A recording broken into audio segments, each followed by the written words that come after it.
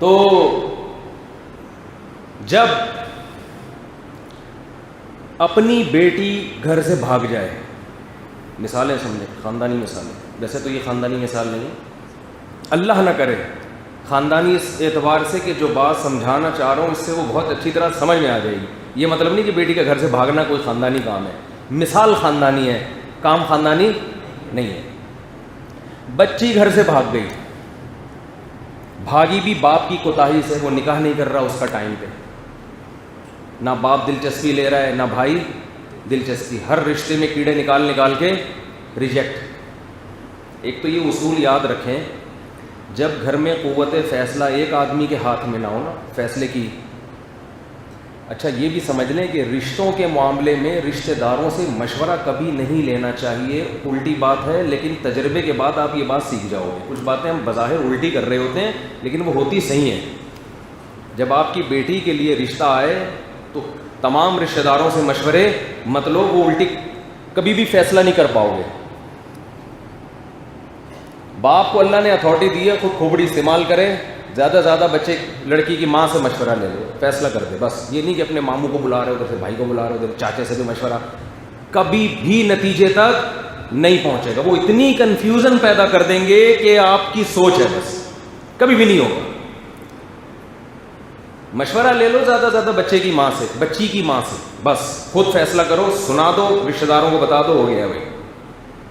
وہ کیڑے پھر بھی نکالیں گے، ابے کیا کر دیا، ابے تنخواہ نہیں دیکھی، ابے تنخواہ نہیں دیکھی، ابے شکل تو دیکھ اس کی، پیسہ ہی تھوڑی دیکھا۔ بھائی 100% دنیا میں صحیح کوئی بھی نہیں ہوتا۔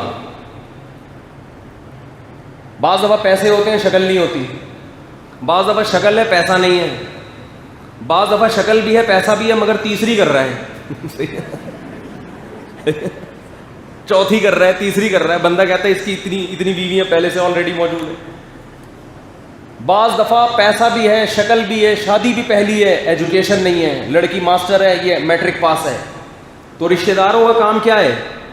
بھائی تم ایجوکیشن تو دیکھتے، وہ ماسٹر ہے، یہ میٹرک ہے، کیسے کر دی؟ وہ یہ نہیں دیکھ رہے ہوں گے کہ 100% صحیح دنیا میں کوئی نہیں ہوتا، کیونکہ ان کو وہ غم نہیں ہوتا جو باپ کو ہوتا ہے اپنی بیٹی کے بارے میں، وہ تحفظات ان کو نہیں ہوتے، انہوں نے تھوڑی پالنا ہے۔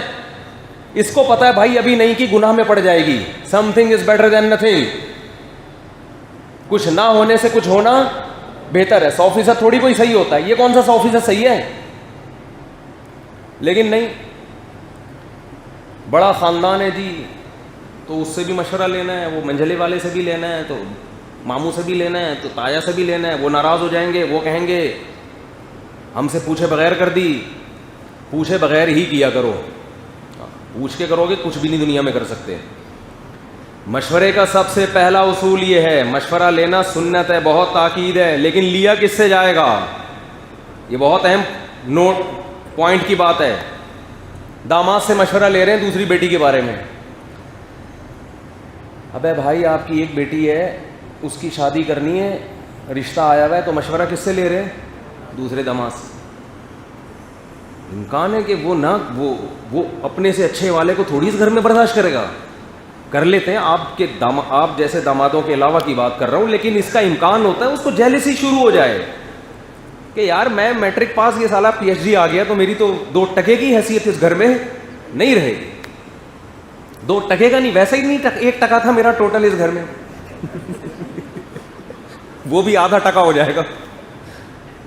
1 ٹکے پہ چل رہا تھا، میرے ریٹ جو اس گھر میں لگے ہوئے تھے وہ کتنے تھے؟ 1 ٹکا۔ ٹکا وہ ڈھاکہ کی وہ کرنسی ہے، تو اس کو اپنے ٹکے بڑھانے کے لیے ضروری ہے کہ یہ میٹرک ہے تو 8ویں والا آئے، اس سے اس کا 1 ٹکا 1.5 پہ کم از کم بولو پہنچ جائے، ورنہ نہیں پہنچے۔ اس سے مشورہ لے رہے ہیں، اس کو تو بٹھاؤ بھی نہیں محفل میں، اس کو بولو بھائی آپ کا اپنا کام ہے، آپ ادھر رہیں، آپ سسرالی ہو، بہت اچھی بات ہے، باپ بیٹی کا مسئلہ یہ ہمارا کام ہے، آپ کا کام۔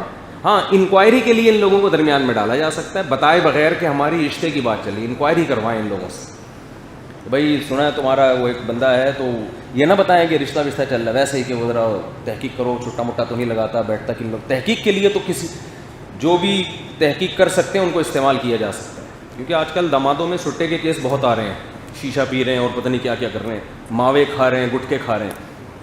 خیر